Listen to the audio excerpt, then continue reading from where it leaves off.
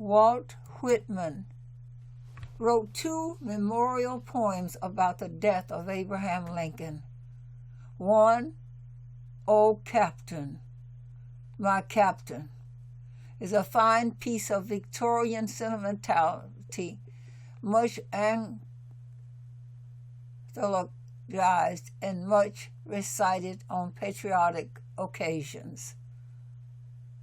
O Captain, my Captain, how fearful trip is done. The ship has weathered every rack. The prize we sought is won.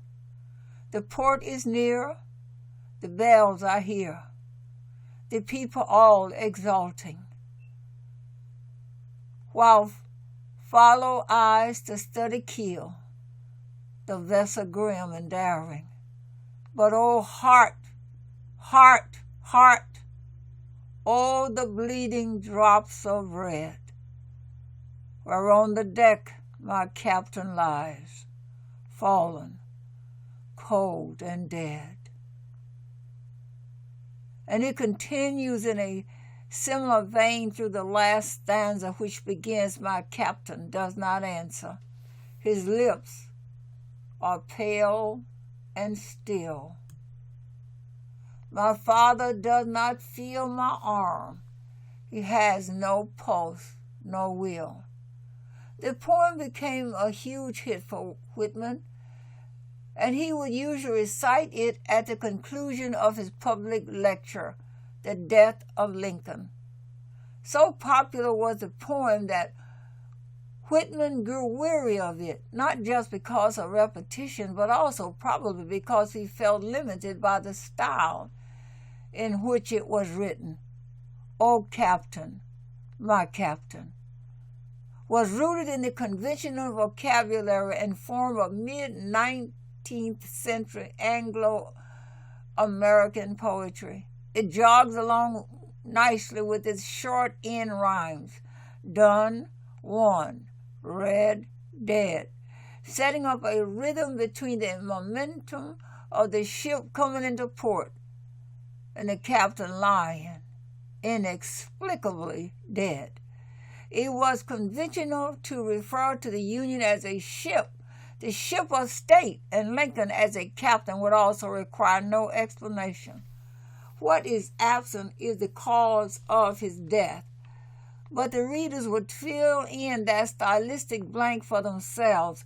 With Lincoln assassinated, the public gasped at the tragic irony that he had perished at the very moment of his triumph.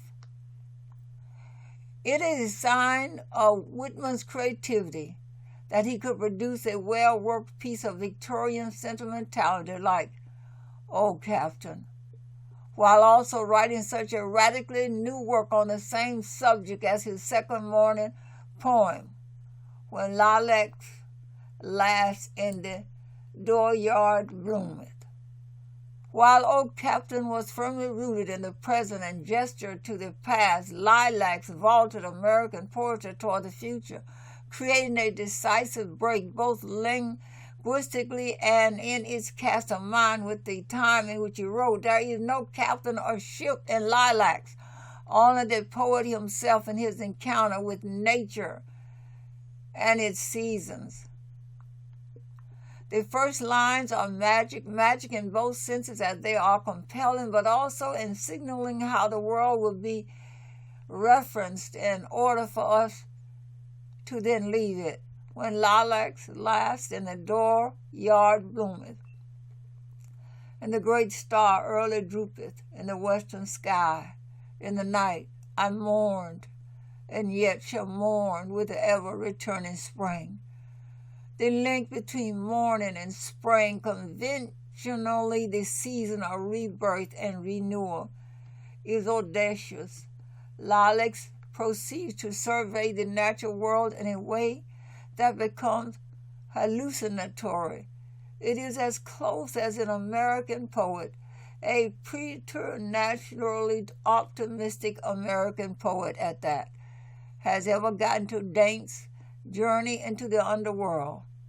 Then, with the knowledge of death as walking one side of me, and the thought of death close walking the other side of me. And in the middle, as with companions, was the poet himself. He surveys what he sees through the agency of a bird who speaks to him.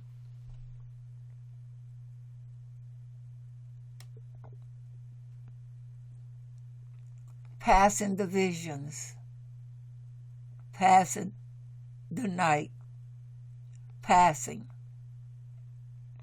unloosing the hold of my comrade's hands, passing the song of the hermit bird and the Italian song of my soul, Victoria song, death's outlet song, yet varying, ever-altering song, as low and wailing, yet clear the notes, rising and falling, flooding the night. It ends after 16 long stanzas with lilac and star and bird twine with the chant of my soul, there in the fragrant pines and the cedars dusk and dim.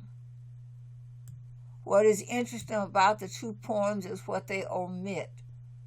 As with the unexplained death of the captain, what is omitted is the war itself as a historical event. What you have in the two Mourning poems is the artistic sublimation and refashioning of the war or the assassination into an aesthetic presentation of war's consequences. The two extremes represented by Whitman's Lincoln poems illustrate how the war itself disappears from American verse. It is either swallowed in pieties that indicate a kind of emotional incomprehension, or it becomes a jumping-off point for an incipient modernism, one that leaves the war and the past behind. As Whitman himself put it, the real war will not get in the books, but it is a mark of Whitman's genius, as well as his fascination with the protean figure of Abraham Lincoln, that he could write such divergent verses in response to his idol's death. David C. Ward, Senior Historian, National Portrait Gallery.